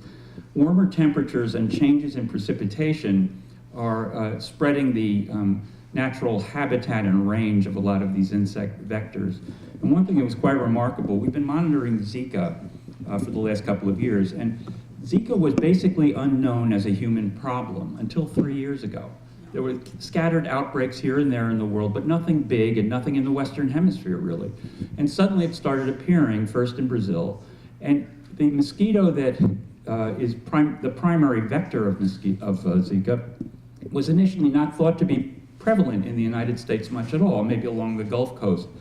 Since that time, it spread to a host of different states, particularly along the Gulf Coast, California, et cetera. And now, as you can see here, there are 56 counties in California that now have the mosquito that spreads this. And it's hard to believe that this has anything to do with anything other than climate change. But, you know, it's a parallel phenomenon that's going on. We have, in our hospital, the major concern, of course, with Zika virus is the infection of pregnant women and their sexual partners. We have a lot of pregnant women from the Zika endemic area in the Caribbean and in South America who come to Elmhurst to deliver and go back and forth. So there's been a lot of screening that's going on for Zika, and we found quite a bit. So the implications of Zika virus infection in pregnancy, you may have read about. There's concern about microcephaly in the developing babies. But what's frightening about it is we don't really know what the long-term consequences might be in terms of less dramatic impact on the nervous system, for example, learning disabilities that may appear later, et cetera, to these children. Screening for Zika virus is difficult, it's complicated, and the healthcare system has to some degree gotten sort of exhausted screening for it. So this may be a second wave outbreak that we're going to be dealing with over the next generation, really. Next slide, please.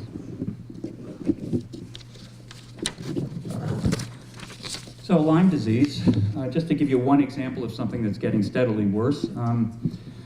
Lyme disease was, discovered, really described for the first time back in the 80s. It's been around before that, but the prevalence of Lyme disease is going up steadily, as you can see, the incidence rather. And it could be in part because we're more conscious of it, but we've been as conscious as we are now of Lyme disease for about the last 20 years. Nonetheless, the number of cases is going up every year. It's spread by a tick, the deer tick, and it is going up in parallel to the increase in average temperature in the northern hemisphere. Next slide. Now, waterborne diseases, this is something that we deal with quite often. We don't always know exactly what's causing these diseases. They typically present as diarrhea, vomiting, etc. In the United States, 50% of outbreaks have been associated with extreme periods of rainfall in the area where they do occur. Warmer water increases the proliferation of a variety of bacteria, particularly Vibrio, but also algae and harmful blooms of algae. You see a picture of an algae bloom at the bottom. Causes the release of a variety of harmful toxins. So algae blooms are generally bad news. On the upper right-hand corner there you see salmonella. This is a constant norm in a big public hospital, a big hospital like mine. We see patients presenting all the time with what is probably waterborne or foodborne infectious diseases, particularly with GI presentations. Go to the next slide. So foodborne illnesses, 40 million cases in the United States each year, 120,000 hospitalizations, and 3,000 deaths from foodborne infections. Increasing ambient temperatures increase the replication of foodborne bacteria, particularly Salmonella, E. coli. See E. coli in the upper left, that's Salmonella again on the upper right. Can I have the next slide? This is a map that's put together. It's a very interesting phenomenon. You can get access to this on your phone if you want. It's the ProMed map. This tracks outbreaks that are reported by private and public physicians all over the world. They're reported directly to this website, not involving public health authorities. Most of these dots are foodborne infections. So you see, this gets updated 3 times a day. So this is not like all of last year. This is a very recent day in the United States and the rest of the world, foodborne infections. So we see the United States, North America, Central, pretty much covered with these dots. So foodborne illness is something that is going on all the time. There's probably somebody in this audience who's going to have it this week, in fact. Not from what you're eating here, but possibly. The next slide, please. With drought-related disease, with decreases in natural water supplies, we see mosquitoes breeding in sort of environmental water supplies, like flower pots that are left undrained, and et cetera, various bowls and things that are outside, bird baths, et cetera.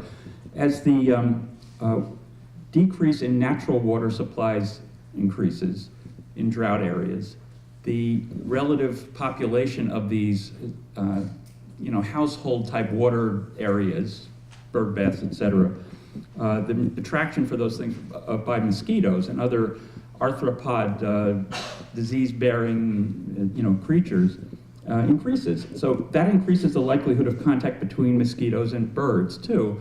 And this is what we've seen with West Nile fever.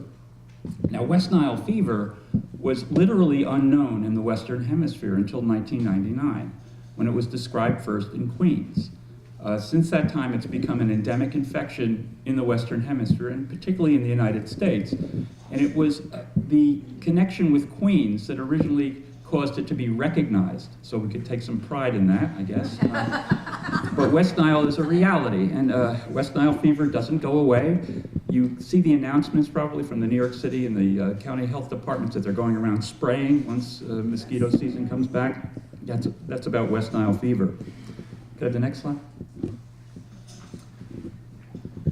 Now, this is a regional problem, the coccidioidomycosis.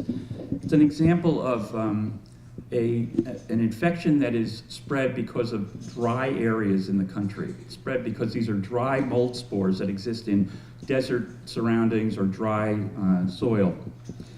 It is an increasing cause of disease and death in the Southwest. This is called San Joaquin Valley fever, or valley fever, and it's focused in the San Joaquin Valley of Southern California. Coccidioidomycosis is something that's quite common. When we screen for it, lots of people have it as an asymptomatic infection, and it is very, very dangerous and can be catastrophic in the setting of pregnancy. You see here some of the consequences. That's the organism over on the left and the map in the middle. This is a lung infection. This is a cross-section through a CAT scan of the lungs. You see the patchy pneumonia all over the place. For the next slide. So this is what's going on with coccidioidomycosis. As drying in that area, you'd think, well, how could it be drying? We're hearing about all these storms all the time. Well, there's extremes of weather in both directions going on all over the place. And in Southern California, this is one of the extremes, increasing drying in these areas in the San Joaquin Valley, resulting in an increasing coccidioidomycosis. This is another one that we've known about for a long time. We've been monitoring for a long time. So the fact that it's going up doesn't mean we're looking harder. It means that we're looking the same way we always have, and it's increasing. It is so dangerous to pregnant women that it's a major cause of maternal mortality and fetal loss in this part of California. Next slide. Okay, so let's move on to extreme weather and natural disasters. Next slide. It's not about to get better, so.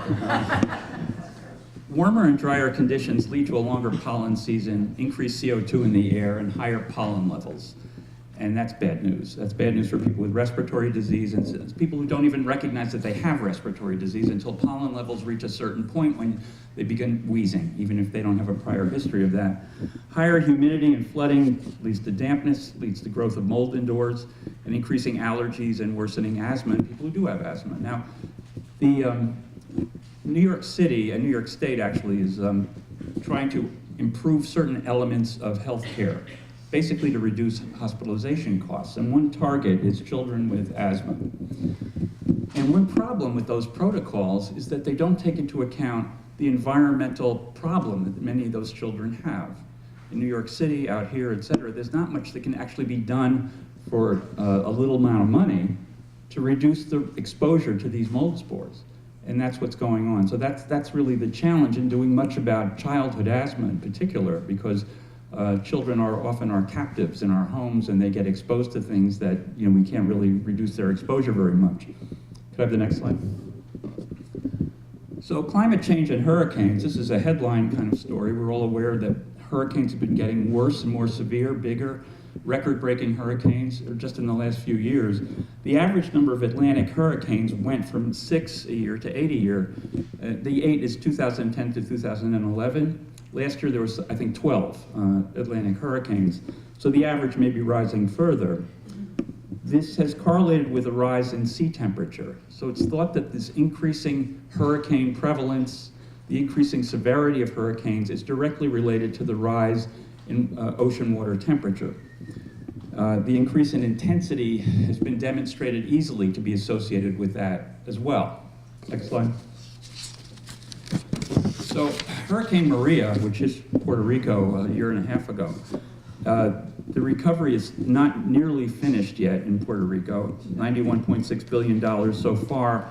And as you probably read, they're thinking about diverting some of the recovery money from Puerto Rico to build a wall along the southern border.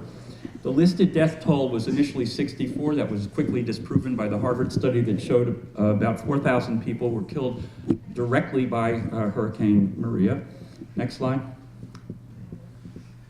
So this is a picture of Hurricane Maria. You see Puerto Rico over there on the left. And what is a marker for how intense this hurricane is not only the size of it, which was huge, but the tiny eye.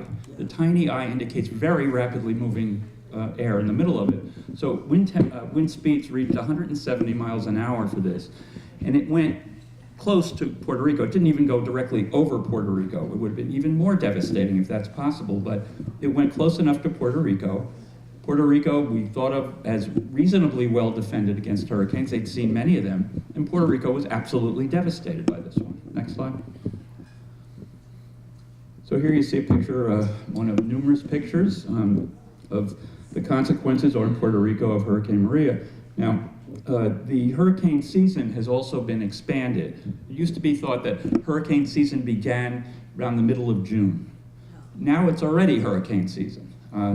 And the expansion of hurricane season, of course, is not good news. The unpredictability of weather in general is not good news, but that's a particularly bad problem because funds, et cetera, are set aside for hurricane season, and now that funding is going to have to be set out more extensively throughout the year. Next slide. So air pollution.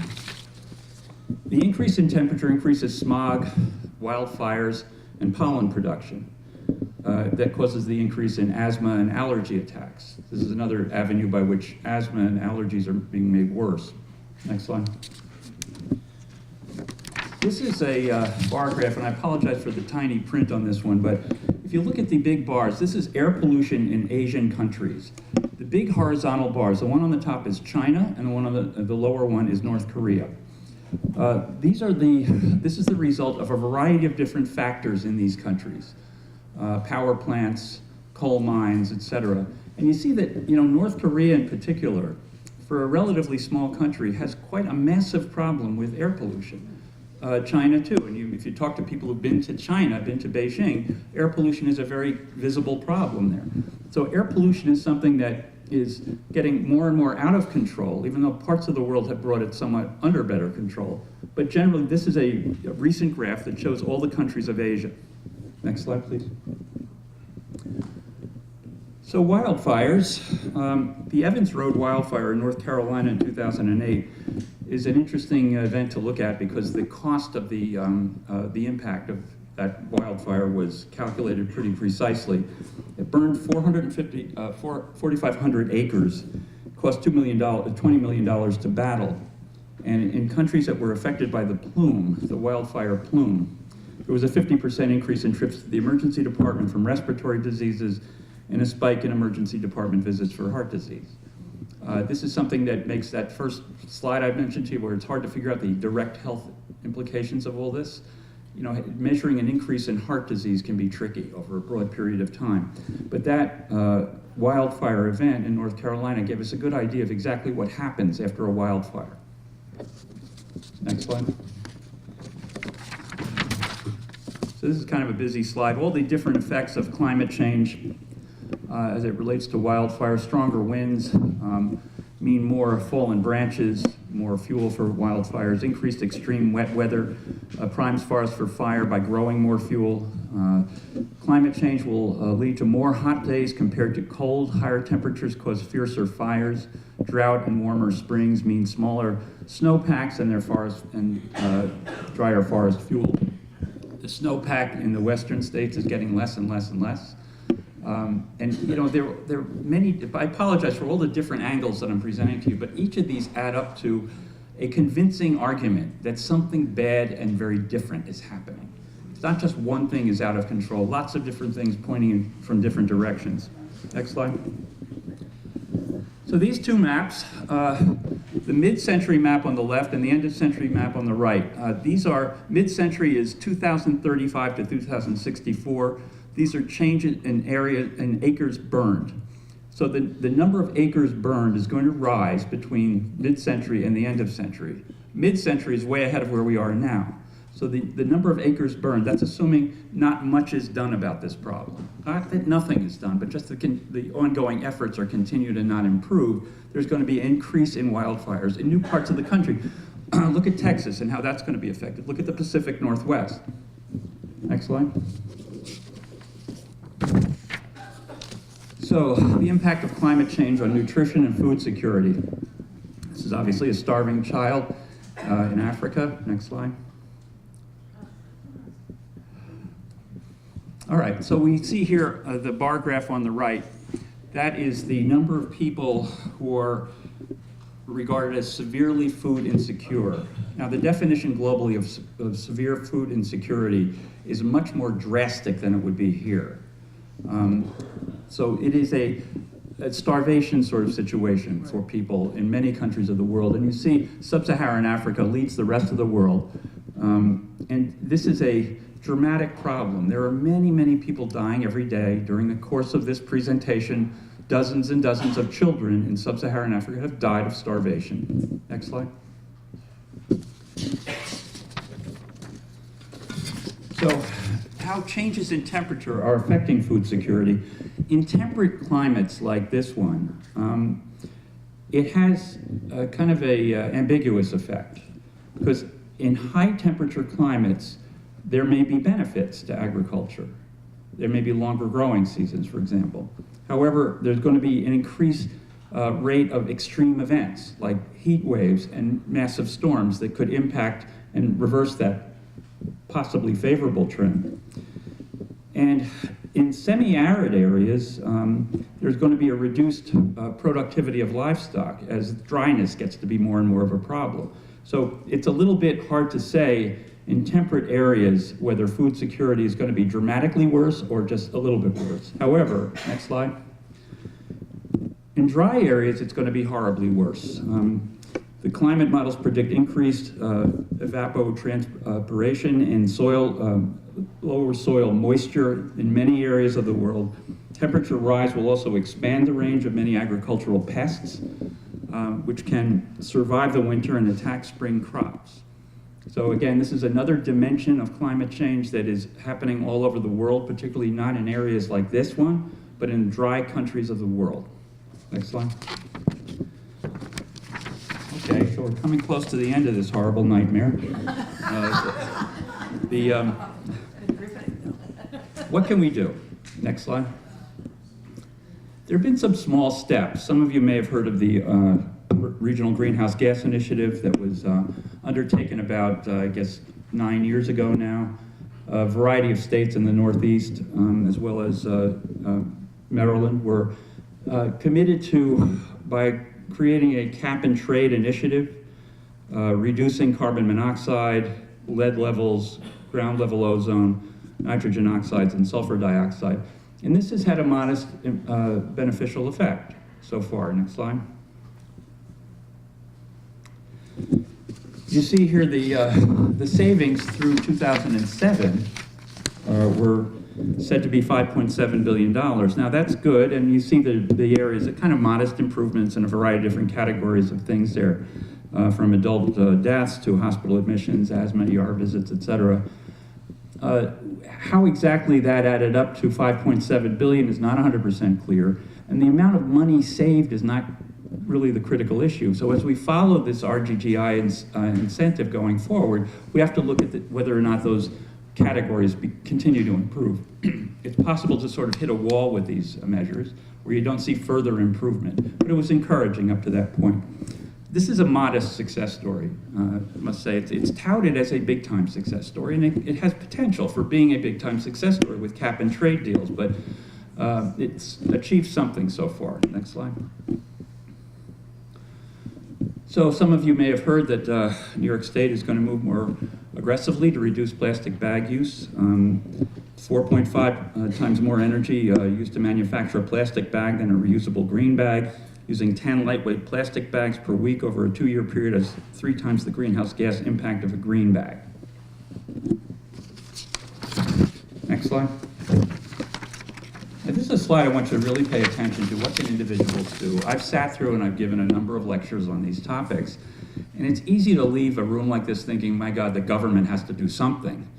Well, it's surprising how much we can actually do if we stick to some basic habits. For example, turning off appliances that are left in sleep or standby mode all the time.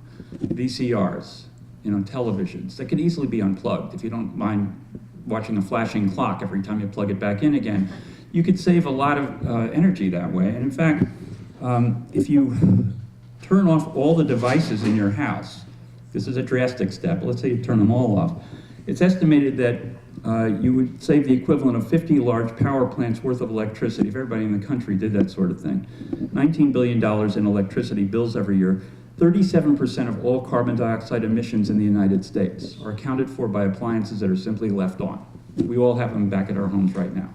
If everybody acted, and I think I like this slide and I like this topic because it's very easy to think this is all out of our hands until we get a different president, until we get, that's not going to happen soon enough, and action is not going to be taken soon enough. In the green bills that are currently heavily debated, the likelihood that anything really dramatic is going to be enacted soon is very, very small. There's going to be a lot of debate back and forth, and maybe pieces of it, but we have to think what we as individuals can do. Most of the world lives without these appliances, and yet we drain power, we drain resources from our environment so easily by just leaving things on. Next slide.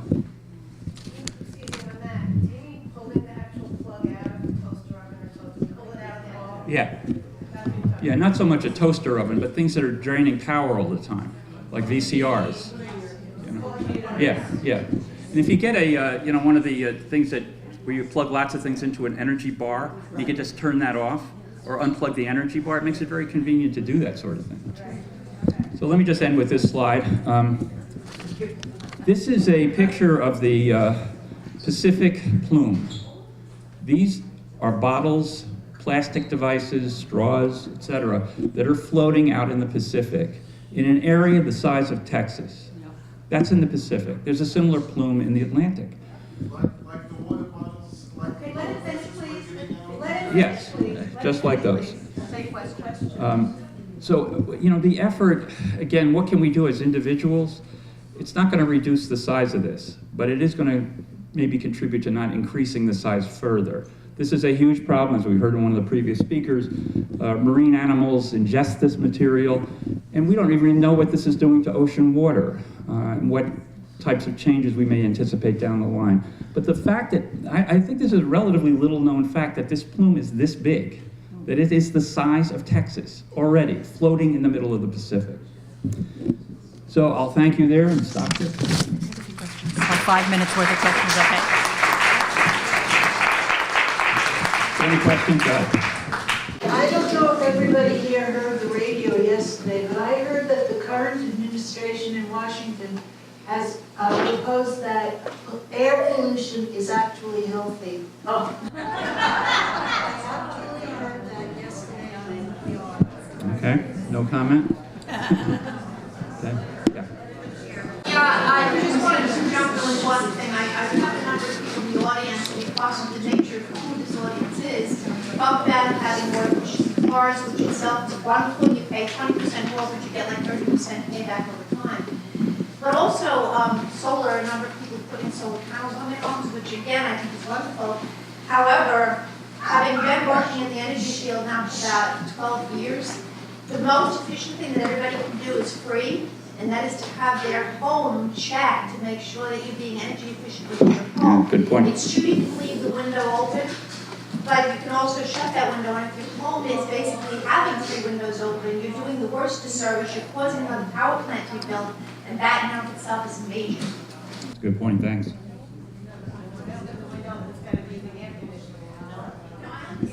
Okay, go ahead. I have a question, although I think I know the answer. Your presentation was great. I've been around the corner a couple of times on this, and my own prejudice from my years of experience in government is that for the most part the population doesn't relate to, and I'm not talking about this room, the health impacts. What really affects people, and I mean the powers that be, is the economic impacts. Mm-hmm. And one thing, and I'm just anecdotally, when the solar panels were going around Long Island, I did a tour of Long Island, and I would ask people, well, why are you putting the solar panels on? Maybe 1 out of 9 would say for the environment. Most said to save money. My point is, are you working at the same time, and I believe it is a health benefit, about I don't know why the corporations and hammering them the economic impacts of this, the lack of the people staying home from work, the healthcare costs, the tax dollars spent for the corporations being shut down. For example, Merrill Lynch has never shut down. They were shut down 4 days this week because of because of snow. How come that is not spent? Because money talks. And why isn't the health community working with corporations to say, guess what? Your bottom line is being destroyed. Well, I can't answer for the whole health community. I think, there's a difference of opinion in that community too. I think most physicians and people who are paying any attention to this are becoming increasingly alarmed by it. And I think we're reaching a break point in this where the panic is going to begin to start. And panic may not be a good thing for this, but we're very close to irreversible change and panic. I don't have a good answer to your question on why the healthcare system isn't working more effectively against this. I think you're right. Okay, just one more question, then we'll go to the next speaker. Is it one more? We hear the term fossil fuel every day. Yeah. Could you explain it and its impact on the environment? Well, fossil fuel means coal, oil, gasoline, et cetera. And it's the release of substances that get into the atmosphere because of fossil fuel, carbon dioxide, sulfur dioxide, methane, that trap heat on Earth within its atmosphere. And that's the problem, really. That's why fossil fuels are so devastating. And they're behind much of what I've presented today, the burning of fossil fuels. And as much as we may want to control it and can control it in this country, the green, legislation, et cetera, is aiming toward that. In Asia, fossil fuel burning is going up, up, up, up, up. In China and in the developing countries of South Asia, Pakistan, et cetera. So we have a huge problem ahead of us. And, it's hard to leave an audience like this with a bunch of things you can go out and do, except start unplugging things at home. But if we don't even do that, then we're really just changing seats on the Titanic. We have to just start doing whatever we can individually to do something about this. And let government action take its place. Get active if you like, if you can. But there's some things that can be done even without broad changes. But to stop the burning of fossil fuel globally is going to be a huge undertaking, but it has to happen. That was really terrific. Thank you. We've spoken today about the world around. One of the greatest pleasures I had was I worked with Jacques Cousteau, and we did some research in the Arctic, and I'll never forget, I'm a scuba diver, and I was wearing what's called a unisuit in the cold weather so you don't get wet. And we're on an ice floe in the Arctic, way back where people are not, and there's a Coke can. Oh my God. Bobbing in the water, I'll never forget that. So fast forward, life has changed, all right? If you're a scientist, not a woman, so let me tell you what's happened. Under the Obama administration, I was asked to take part in a wonderful initiative to bring more people involved with STEM education, science, technology, engineering, and math. And I'm sitting in Washington at a round table, and I was the only woman. That's okay, I can handle it. So I'm not gonna say who the moderator was, because you will know who he is. So we're going around the room introducing, and he's going around the room and he's saying, Dr. Schneider, welcome. Dr. Smith, welcome. Doctor, welcome. And he gets to me and he goes, hi, honey, how are you? I said, terrific, sweetie, and how are you? So it became my life mission to get more people interested in STEM, particularly young women. So as your last speaker, I'm the positive note to all of this today. To say that our young people are becoming more attuned to the world around them, we're not doing a good job. So let's start with our audience, shall we, our participants? Would you hold up your sign, please, and let everyone see it? 85, what does that number mean? It means 85% of our nation's guidance counselors in a study we just finished don't feel comfortable talking to their students about STEM careers. 85%. So that's an interesting statistic. We just finished a 5-year study. Anyone else have a sign? Who has a sign? You have a sign. Go ahead, Rita. Hold up your sign. 7 out of 10 Important statistics, 7 out of 10 jobs in the United States that are unfilled are STEM related, science, technology, engineering, and math. 7 out of 10 open jobs in the US today. And let's see, you have one. 91. Parents, grandmas, grandpas, that's an important statistic. 91% of our nation's parents don't feel comfortable talking to their children about STEM careers. Crazy. Who else has a sign? 35. 35 is the number of new engineering fields that didn't exist 30 years ago. There are now 35 new engineering careers that didn't exist.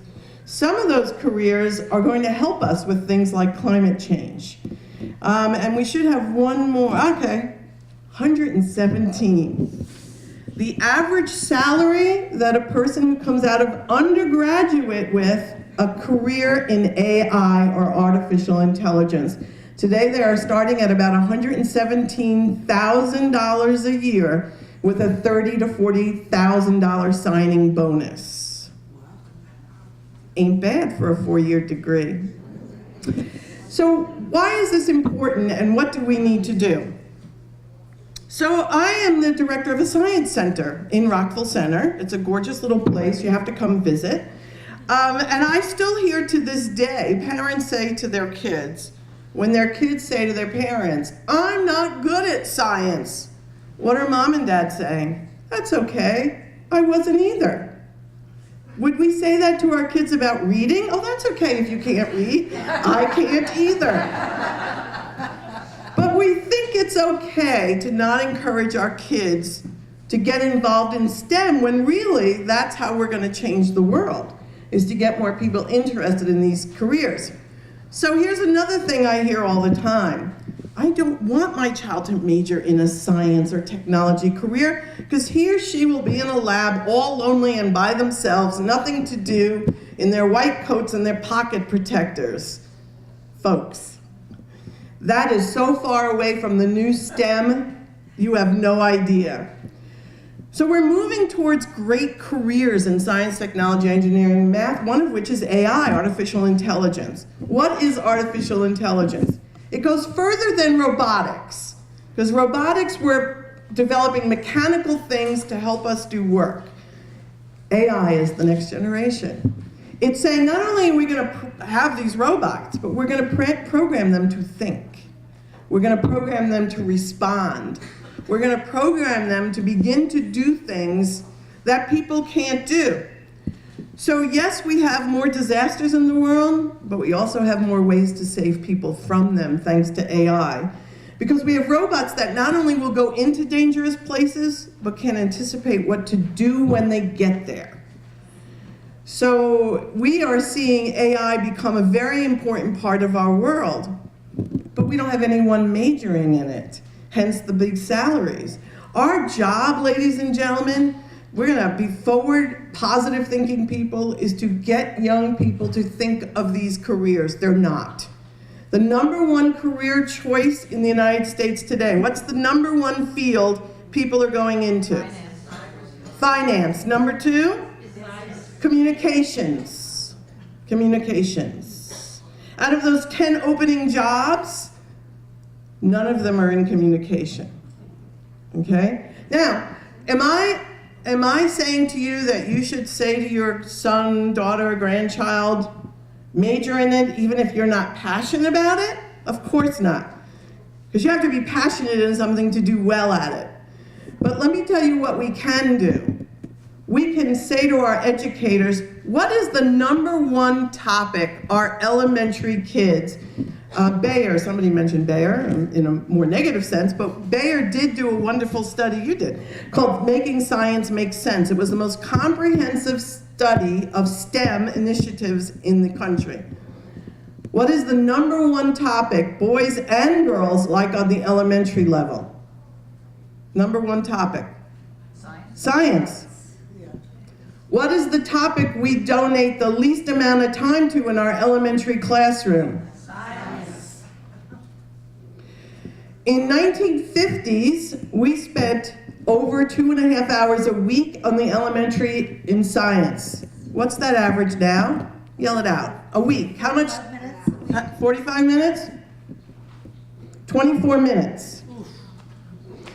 So we know science and technology and engineering hold a lot of the answers to our futures, and we want our young people to be interested in it, but we're spending less and less time teaching it.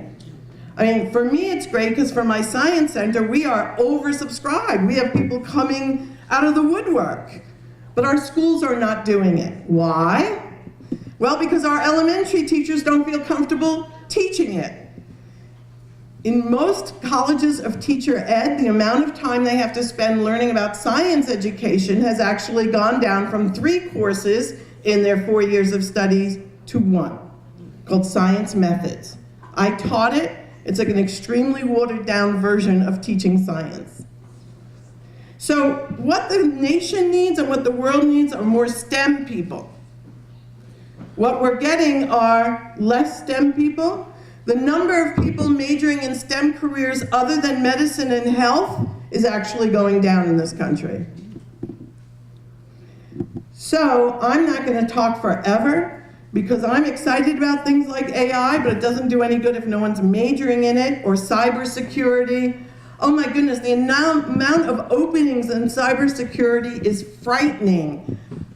There are cybersecurity companies right now offering a $100,000 signing bonus to work for them. My kids went to Brown undergraduate. There were recruiters there on a regular basis, grabbing people at junior year, getting them to sign up if they were computer people, so that when they graduated, they went right into their job. Important statistic, the amount of kids majoring in STEM-related fields other than medicine is actually going down. We're here talking about our planet. We're here talking about young people. We need them. So let me give you a little bit of inspiration. Every year we administer the Clean Tech competition. It is the world's only high school competition, innovation competition for high school students. This year we had 600 teams enter from all around the world. I wish we were done with it. I would have had them come here because their challenge this year was to innovate a solution for climate change. 2 years ago, our challenge was to innovate a solution for clean water. Our high school winning team from the Philippines is now in Africa installing the new filtration device they developed. So it's a really incredible competition. This year it's being held in New York City. I can let people know where it is. Come and look at these wonderful, talented young people. There is so much hope in what they're doing, but we need more of them. Ladies and gentlemen, please talk to your kids and your grandkids about science, technology, engineering, and math. Don't be afraid of it. Don't say things like, that's okay if you don't like it, I don't either.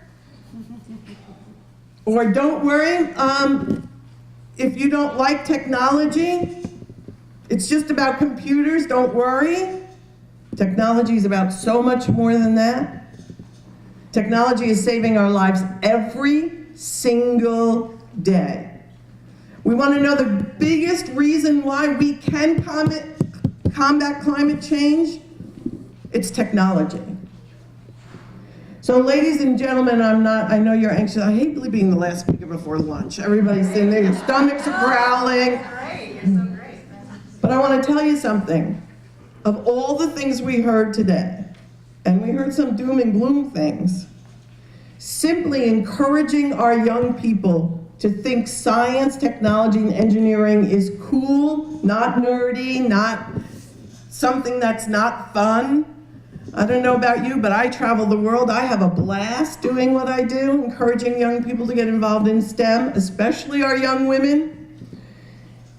Let's do more of that. Let's get our young people excited, and let's at least not say things like, that's okay if you don't like it, I don't either.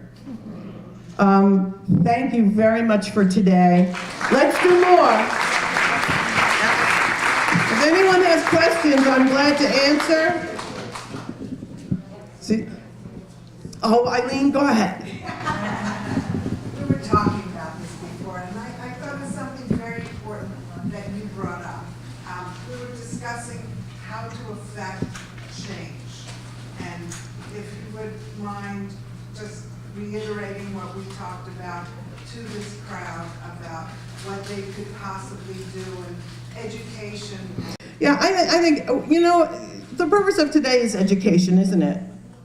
And I think education is so necessary. I speak all over the country, and I see how little people know. And then we get angry at them because they're not helping us with our mission of making the earth a better place, because they don't know. They truly don't know. I lived in West Virginia for 8 years. Don't ask me why. I do not know. No, I'm just kidding. And when you ask people there, they're coal mining. They live by coal mining. And when you speak to them about closing up the coal mines, they look at you and they go, okay, so what will I do for a living to feed my children? They're not pro these things, they're pro feeding their families. And we have to begin to think about how we educate them in other things. So some of us are trying to get companies to relocate to these places and teach them other skills. Quick story, I do a lot of work in Costa Rica. It's a great place if you've never been there. And there are some major companies relocating there. Why? Because it's a beautiful place, because the population there is educated, and because so they get a good workforce.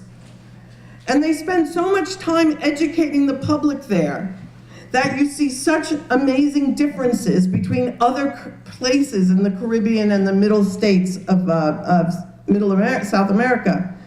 So for example, they understand climate change, they get it. They're doing things about it. They understand about helping the environment, they have the greatest number of parks of any of the Caribbean nations. They get it. They get it because of education. So while it's easy to point to Middle America and say, those are the bad guys, they don't get it because they don't know. They're not being taught. Education is so key to all of this. And that's why it's great you're here today, because you're all getting educated. Yeah? I'd like to know, you said there were so many fields of engineering, but which fields would you say are the most important when it comes to tackling climate change and pollution? Yeah, I think all of the environmental engineering, the people that develop the ideas for combating things like environmental degradation and erosion and deposition and, you know, in rivers and lakes. And so environmental engineering is a huge one, and there's lots of fields within that. There's urban environmental engineering, there's water environmental engineering. So those are really big ones. And it used to be that people thought you didn't make money doing them, but you really can now. Because of what we need done, the field is in great demand. So that would be a top one. Yeah. After World War II, up into the 60s, I think, maybe even a little after that, science was was really important. Scientists were lionized. The achievements of science were considered to be really important. The way this world was going to go. What happened? It's a great question. Business happened, and the changeover from scientific achievement to economic development happened. So you were now not encouraged to be an engineer or a scientist, you were encouraged to go to Wall Street. So that was the biggest thing, and that began to happen in the 70s and 80s, and that's what we began to see was that change over to where if you were a scientist, you became a nerd and you were not looked at as something great like you were during the time of scientific achievement with NASA being developed and Sputnik. It changed over to being an economic. So people were encouraged to go into business, not to go into science. Yeah?